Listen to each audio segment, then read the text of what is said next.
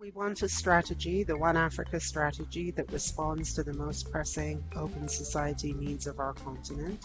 We want a structure that can deliver on that, a single unified structure with a single sort of performance management, impact sort of assessment.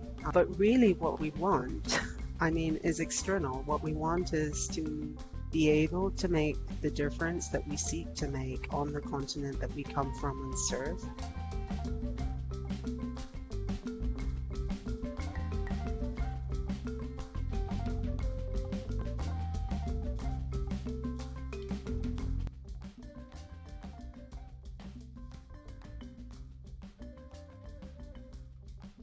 Well, I think I should start by saying it's not just an African transformation, it's a transformation of OSF as a whole. And there are several components and sort of objectives of that OSF transformation as a whole.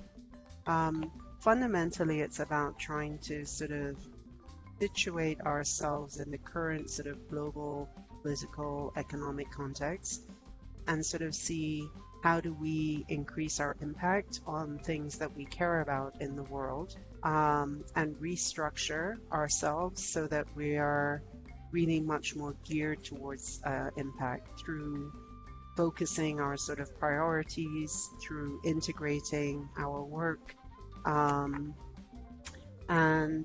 a big part of it is sort of making the regions central to how OSF does its work. So instead of, in the past we've had up to 45, 50 kind of strategies of individual OSF units, we're moving to a situation where we're going to have 6 regional strategies and 1 global strategy. So within that, what we are doing within Africa, where there are 5 entities, not including the Tunis office, is integrating the African entities, again, with a view to having a more coherent, joined up, strategic direction geared towards impact, and to deliver on that single strategy, a single One Africa structure as well, with the idea that doing so will able us to sort of get more depth than breadth, because right now we're pretty fragmented in terms of how we spend our money. It will also free up more resources to actually go into grant making and into the fields that we care about.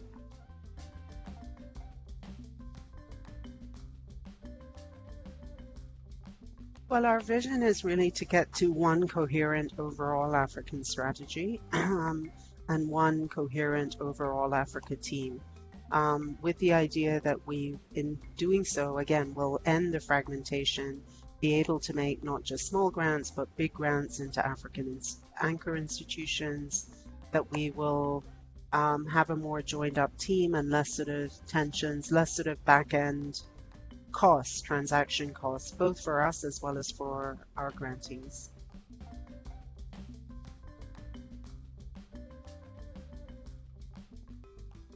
Well, I would say a lot of the principles that we have are on the process, because of course this is a very um, upsetting and sort of uh, it's a huge process that affects, our team's lives and so on. So in terms of sort of an internal sort of principles, we're trying to be transparent, we're trying to sort of communicate, we're trying to sort of keep everyone focused on why we're doing this and what we want to achieve, sort of keeping our eyes on the prize. We're trying to be participatory in terms of letting staff at all levels engage in the different processes of transformation. And externally, we're really thinking about keeping a sort of Pan-African vision at the forefront of our transformation. And I should say a Pan-African vision doesn't mean that we're just going to do sort of continental level work. No, what it means is that all our work sort of is geared towards using this platform, these resources in the service of the continent, and it's joined up, whether we're making little community grants or large sort of Pan-African grants.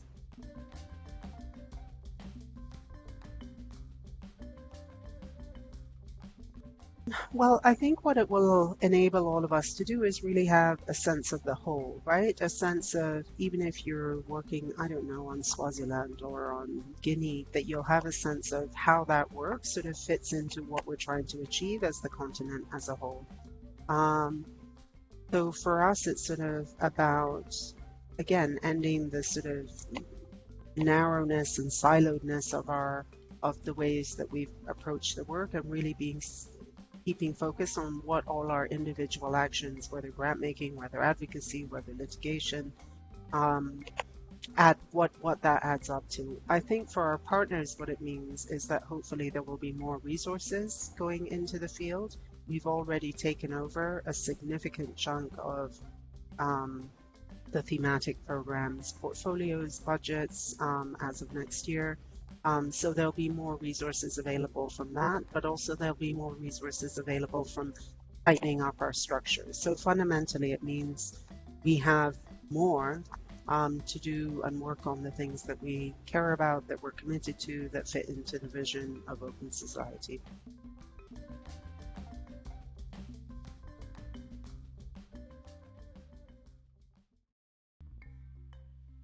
So we've gone through the process of sort of determining what work, what portfolios, what budgets we're taking over from the thematic programs, who are basically going to end in their current form and be restructured into one global unit with only three sort of lines of work: equity, expression, justice, with cross-cutting kind of intersectional and climate justice work.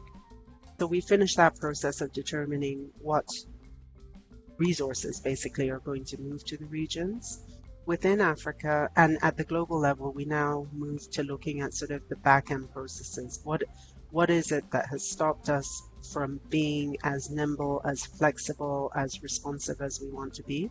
So all of the back end processes of OSF, which are pretty bureaucratic and sort of process heavy, how do we begin to ease all those log jams? Within Africa, we're almost at the stage of finalizing our One Africa strategy. Initial work has also been started on our One Africa structure, but of course, structure is determined by strategy. So we sort of have to finish the strategy, map, and determine what structure will best deliver on that. And in the meantime, our own operational teams, finance, HR, grant making, communications, are sort of preparing themselves for what they need to do to begin conceiving of themselves as One Africa teams, but also what kind of back-end support we need to deliver on the structure so that we can ultimately deliver on the strategy. Top line, we finalize the strategy. We agree on a sort of recommended model to move to the global board for structure in August. Then we begin the process of sort of workforce planning, mapping our teams to that structure, and yeah, making sure we're future forward, future fit by the end of the year.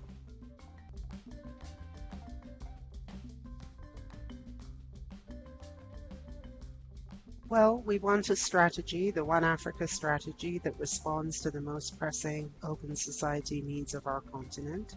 We want a structure that can deliver on that, a single unified structure with a single sort of performance management, impact sort of assessment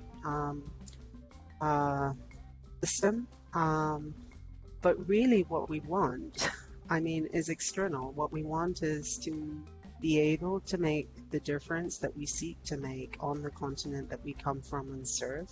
But also to be able to project Africa into the global space as well. We want more resources going to the field. We want more sort of attention paid to our sort of place in the world as well. So fundamentally, what we hope is that this will help us use this incredible platform, these resources that George Soros has entrusted in us, to enable citizens, citizen groups, civic actors, academics, all the people we normally invest in, including governments at times, transitional governments, to really better serve, their organizing, mobilizing needs around advancing open society, which is a short form for, democracy, human rights, rule of law, economic justice, climate justice, all the pressing concerns that we face.